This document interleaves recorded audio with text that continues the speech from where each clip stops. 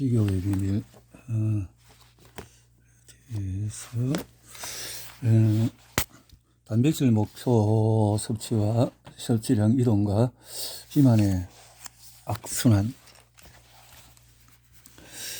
앞에서 초가공식품과 음료의 범람이 어떻게 현대식품 환경에서 단백질의 전반적인 함량 감소를 초래해 왔는지 살펴보았다. 섬유질은 제거되고 단백질은 열량이 풍부하면서 더 저렴한 지방과 탄수화물로 대체되어 왔다. 그 결과로 우리는 강력한 단백질 식욕 때문에 필요한 양보다도 더 많은 열량을 섭취하는 상황에 갇혔다. 우리 조상들의 먹이 환경에서 최적의 영양을 섭취하는 데 도움을 주기 위해서 진화한 우리의 단백질 식욕은 현대식품 환경에서 잘못된 길로 빠지기 쉬운 취약한 양상을 드러내왔다. 이 상황도 충분히 나쁘다. 그런데 이 안타까운 상황을 더 악화시키는 일이 또 벌어졌다. 전 세계의 비만 유행을 이야기할 때 그다지 언급되지 않은 것이 하나 있었다. 비만 유행이 단순히 우리가 속아 넘어가서 초가공식품과 음료를 통해서 열량을 더 많이 섭취한 결과라면 체중이 증가했다가 일정한 수준으로 유지되어야 한다. 몸집이 커지면 그만큼 열료가 더 필요하므로 체중 1kg당 약 24칼로리 체중이 늘수록 우리가 태우는 열량도 늘어나기 때문이다. 그러나 체중 증가와 비만 추세는 더 느려지지도 안정 상태에 이르지도 않았다. 지난 50년 동안 우리는 몸집이 어느 수준에 이렇든 간에 그 몸집에 필요한 양보다도 더 많이 먹음으로써 체중 증가를 더욱 가속화되었다. 어느 체중에서든지 필요한 양보다도 더 많은 열량을 섭취하도록 우리를 부추기는 무언가가 있다. 허리둘레가 늘어나고 체중 지수가 BMI 증가하는 와중에도 말이다. 이 무언가가 바로 단백질이라는 증거가 있다. 몸집이 커질 때 더 많이 필요해지는 것이 열량만이 아니다. 단백질도 더 많이 필요하다. 이를 설명하려면 단백질 회전 요리라는 것의 과학을 깊이 살펴볼 필요가 있다. 이 책에서 내내 살펴보았듯이 모든 생물은 필요한 단백질 목표 섭취량이 있다. 이 요구량은 두 가지 요소에 따라서 정해진다. 첫 번째는 근육 성장, 조직 유지, 기타 신체의 기능에 필요한 아미노산의 양이다. 두 번째는 몸에서 단백질이 분해되어 사라지는 속도다. 마치 새고 있는 욕조에 물을 채우려고 애쓰는 것과 비슷하다. 빠져나가는 단백질이 더 많을수록 단백질을 더 많이 먹어야만 욕조를 목표 수준까지 채울 수 있다. 단백질이 사라지는 두 경로는 두 가지다. 하나는 몸이 근육 조직을 분해하기 시작하면서 아미노산이 혈액으로 방출될 테다. 다른 하나는 간이 근육 분해로부터 나온 아미노산 중에서 일부뿐 아니라 장자에서 음식물이 소화될 때 혈액으로 흡수되는 아미노산을 써서 새로운 단백질을 합성하는 대신에 에너지를 얻기 위해 포도당을 생성하기 시작할 때다. 양쪽을 조합하면 왠지 끔찍한 일이 벌어지는 일 것처럼 들리며 실제로 그렇다. 대개는 기아 상태에서만 그런 일이 일어난다. 몸의 주된 연료 저장소인 지방 조직과 달리 우리는 근육 등 지방이 없는 조직에만 단백질을 저장한다. 이런 단백질을 연료로 쓰는 것은 마지막 수단이다. 집의 온기를 유지하기 위해서 가구를 태우는 것과 비슷하다. 장작을 다 써버렸는데 얼어 죽을 상황에서는 할 수 있는 일은 그것뿐이다. 짐작할지 모르겠지만 몸에는 꼭 태워야 할 상황이 아니라면 가구를 남겨두는 메커니즘이 갖추어져 있다.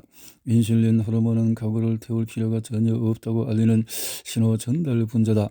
인슐린은 근육의 단백질 분해를 막고 간이 아미노산으로 포도당을 만드는 것도 막는다. 인슐린은 식사를 한 뒤에 증가하는 혈당에 반응해서 췌장에서 혈액으로 분비되므로 이는 탁월한 메커니즘이다. 인슐린이 분비되면 몸은 식사를 했으며 태울 포도당을 지니고 있다는 것을 알게 된다. 그러니 단백질과 아미노산을 분해할 필요가 전혀 없다. 그러나 영리한 메커니즘도 몹시 잘못된 길로 빠질 수가 있다. 만성적으로 열량을 과다 섭취하면서 체중이 불어날 때는 신체 조직이 인슐린에 반응하는 정도가 점점 둔감해진다. 인슐린의 내성을 띠게 된다. 인슐린 신호를 무시하기 시작한다. 그러면 췌장이 인슐린을 더 많이 분비해야만 예전의 서전의 효과를 얻게 된다. 이것이 제2형 당뇨병으로 나아가는 과정의 출발점이다.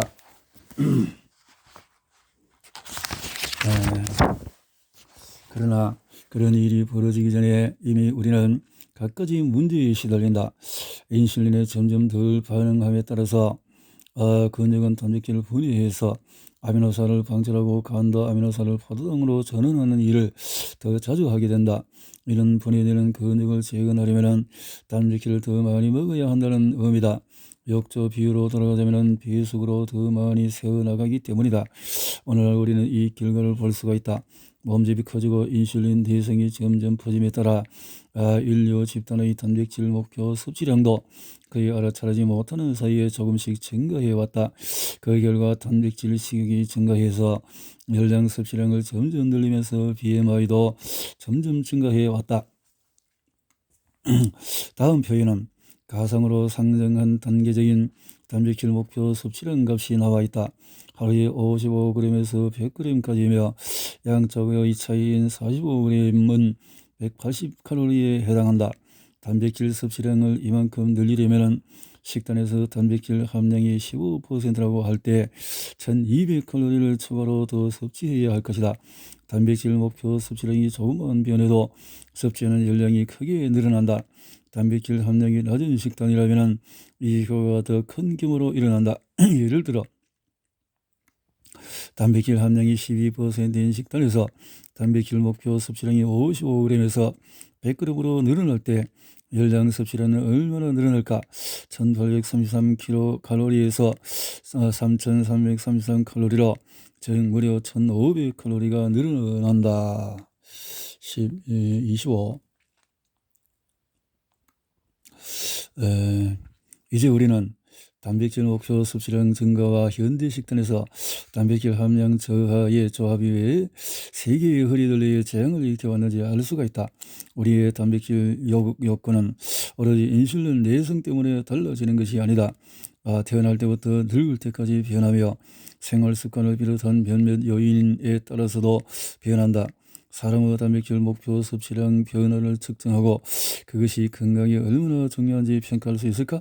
우리는 소아과 의사 영양학자와 공동 연구를 통해서 바로 그 일을 해내었다.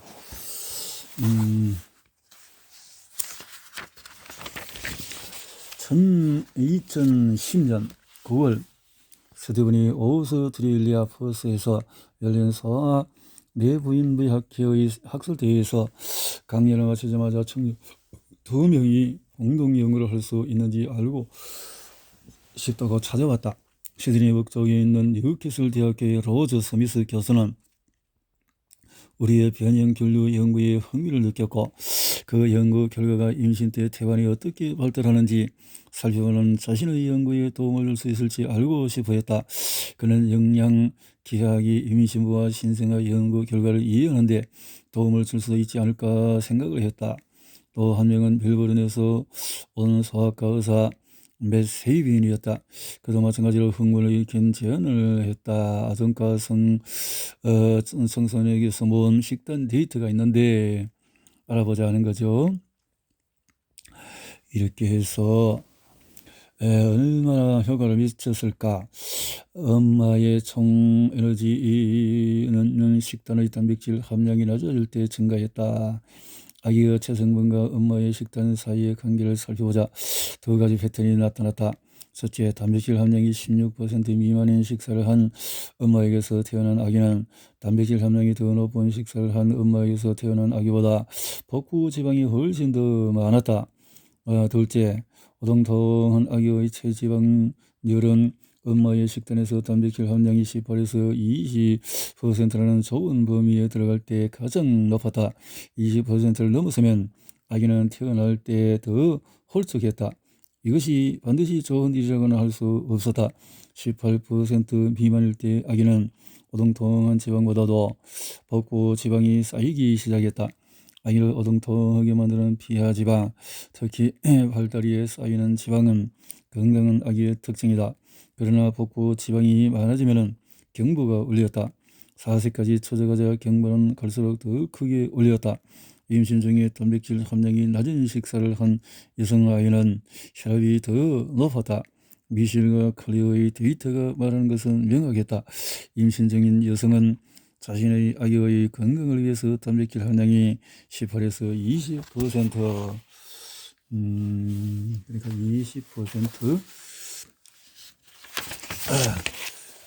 이고 건강한 지방 및 탄수화물이 들어있는 식사를 하는 편이 좋다는 것이다. 특히 중요한 점은 엄마가 단백질 함량이 18에서 20%, 지방이 적고 30%, 탄수화물이 많은 50% 식사를 했을 때 미량 영양소 섭취량이 가장 적합했다는 사실이다. 식단에 다량 영양소가 이런 비율로 혼합이 되면은 다양한 식물성, 동물성 음식을 섞어서 먹게 되고, 그럴 때의 비타민과 무기질도 건강한 비율로 섭취하는 듯했다. 신생아의 식생활은 선택의 여지가 거의 없다. 왼쪽 유방을 빨지 오른쪽 유방을 빨지만 다를 뿐이다. 모유를 먹을 때는 단백질 함량이 낮고 약 7%, 탄수화물은 55%, 또 지방 38%로 이루어진 식사를 한다. 기근 때를 제외하면 사람이 평생에 걸쳐서 먹게 될 음식 중에서 단백질 함량이 가장 낮은 식사가 될 것이다. 그러나 이와의 제적 식단 조성이 저질되는 시기까지만 이어진다는 것은 의문의 여지가 없다. 이 점에서는 모든 포유류가 마찬가지며 거기에는 한 가지 흥미로운 이유가 있다. 내가 크고 복잡한 사회생활을 하기에 우리는 성체가 알아야 할 모든 것을 배울 수 있도록 유전기가 길어야 한다. 단백질 함량이 낮은 모유는 성장을 늦춤으로써 유전기를 길어지게 만든다. 모유가 최고인 두 번째 이유도 있다. 시판에서 분유를 먹고 자란 아이가 모유를 먹고 자란 아기보다도 나중에 비만이 될 가능성이 더 높다는 연구 결과들이 있기 때문이다. 판매되는 분유 중에는 모유보다도 단백질 함량이 높은 것이 많다. 신생아이에게 단백질 함량이 더 높은 분유를 먹이는 실험에서도 같은 결과가 나왔다. 생후 1년 사이에 그리고 취약 연령일 때, 청년일 때도 비만이 될 위험이 훨씬 높았다.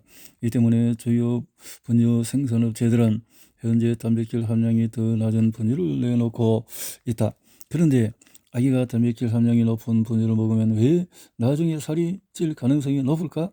이는 앞서 발견한 것과 정반대가 아닌가? 단백질 함량이 낮은 초가공식품이 비만과 관련이 있는 것이 아니던가? 확실히 아는 사람은 아무도 없다. 우리는 생애 초기에 단백질 함량이 부자연스럽게 높은 식사를 하면 아기의 단백질 목표 섭취량이 더 높게 설정되기 때문일 수도 있다고 본다. 그리고 아기의 단백질 목표 섭취량이 너무 높게 설정된다면 나중에 통상적인 단백질 섭취량에 다다르려면 단백질 함량이 낮은 서구 식사를 할 때 열량을 더 많이 섭취해야 할 것이다. 물론 이는 아동도 어른과 똑같은 방식으로 강력한 단백질 지렛대 효과를 보여준다는 것을 의미한다.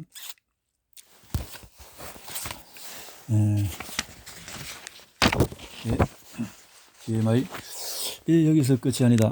아동과 청소년은 성장하고 활동하려면 많은 에너지와 충분한 단백질을 섭취해야 한다.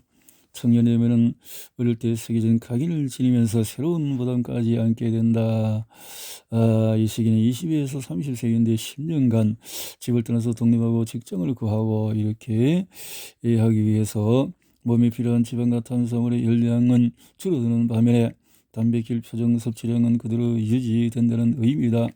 비만이 젊은 남녀의 건강에 미치는 영향은 나중에 태아의 유전자 발현 양상을 바꿈으로써 다음 세대까지 이어질 수도 있다. 임신기에는 자라는 태아의 수요에 맞추기 위해서 당연히 엄마의 단백질 목표 섭취량이 증가한다. 1년 일단 중년에 들어서면 약 40에서 65세에는 단백질 함량이 더 낮고 10에서 15%, 또 탄수화물 함량이 높으며 건강한 지방이 적절히 들어있는 식단이 건강을 촉진하고 노화 과정을 지연시킬 것이다. 그래서 적당히 단백질이 많이 필요치는 않지만 지방이 오히려 필요하다 하는 거죠. 약 65세를 넘어서 황혼기에 들어가면은 다시 단백질 함량이 더 높은 청년 때보다 더 높은 식단이 필요해진다. 흥미로운 점은 8장에서 살펴본 우리 생지에게서 정확히 이런 양상을 볼 수가 있다. 우리는 단백질 목표 섭취량이 혈압에서 무덤까지 어떻게 변하는지, 그것이 생애 초기에 심지어 태어나기도 전에 어떻게 설정될 수 있는지 살펴보았다. 여기서 피할 수 없는 진리가 있다. 우리가 단백질 목표 섭취량이 높을수록 그 목표에 다다르려면 음식을 더 많이 먹어야 한다는 것이다. 그리고 식품의 지방과 탄수화물 함량이 높고 섬유질 함량이 낮다면 우리는 더 많은 열량을 섭취하게 될 것이다. 그건 악순환이 된다는 거죠. 그래서 섬유질을 많이 섭취할 수 있는 식단을 만들어야 하고, 단백질 목표 섭취량이 높을수록 다다르기 위해서 더 많이 먹어야 하고, 음식의 섬유질이 적고 열량이 높다면 이는 단백질 목표 섭취량에 다다르기 위해서 열량을 추가로 섭취한다는 의미다. 그 결과 우리가 과체중이 되고 인슐린 내성을 띌 위험이 증가하게 된다. 인슐린 내성은 몸의 단백질 손실 속도를 높여서 단백질 목표 섭취량을 더욱 높이고 과식을 일으키는 악순환을 촉진하며 체중을 계속 늘리고 이형 당뇨와 심장질환 등의 건강 문제를 일으킨다. 우리는 이 악순환에서 어떻게 벗어날 수 있을까? 악순환에서